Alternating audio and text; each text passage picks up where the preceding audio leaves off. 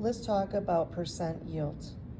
My example, when 50 grams of silicon dioxide is heated with an excess of carbon, 32.2 grams of silicon carbide is produced. What is the percent yield of this reaction? Well, there are several clues that are given to us within the problem. It tells me that I'm going to start with 50 grams of silicon dioxide, and it's heated with an excess of carbon. That means that I do not need to use carbon in my balanced equation. It is the excess reactant, which means that silicon dioxide is the limiting reactant, and that 50 grams is going to be completely used in the reaction. It also tells me that I have 32.2 grams of silicon carbide. So this is actually how much I produce in the laboratory. So this is me going into the lab, taking silicon dioxide, reacting it with carbon, letting the reaction run, collecting the solid, massing the solid, and then finding out that I made 32.2 grams. But before I go into the laboratory, what's important is to predict theoretically how many grams of silicon carbide I should produce. Now, because I collected 32.2 grams in the lab, doesn't mean that that is what I theoretically should have produced. There is always experimental error. And we're hoping that we get an 80% yield or higher. We're hoping that when I compare my answer that I collected in the lab to what I theoretically calculate using stoichiometry, that these two numbers are very, very close together. So close, in fact, that they are 80% or better. If it's less than 80% when we are done with a problem, that means that we have some huge experimental error, and we would want to go back and address what we did in the laboratory. But for right now, let's start with our 50 grams of silicon dioxide, and let's convert it to the mass of silicon carbide.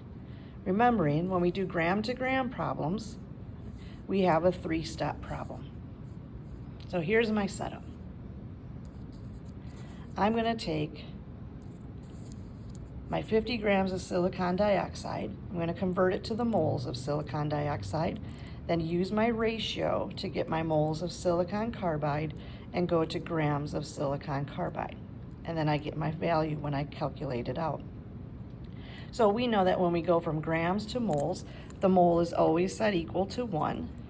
And then I must use my periodic table to look up the mass of 1 silicon and 2 oxygens. So I see my periodic table, silicon's 28.09, my oxygen is 16. So my 1 silicon, 2 oxygens added together, and I get my mass value of 60.09. Now I am moving here to the mole to mole ratio. I look up silicon carbide. There is nothing in front of silicon carbide, so that means that it's an automatic 1. We're in a 1 ratio there, and the coefficient out front of silicon dioxide is an understood 1, so we put in a ratio of 1. Now I can go from moles into grams. I know that the mole is set equal to 1, and once again, I have to look up the mass of silicon carbide. So I have 1 silicon, 1 carbon. I look up silicon is 28.09, carbon is 12.01. I add them together and I get a mass value of 40.10 grams. Now I use my calculator. I do 50 divided by 60.09, and then I multiply it by 40.10, and my calculator says 33.4.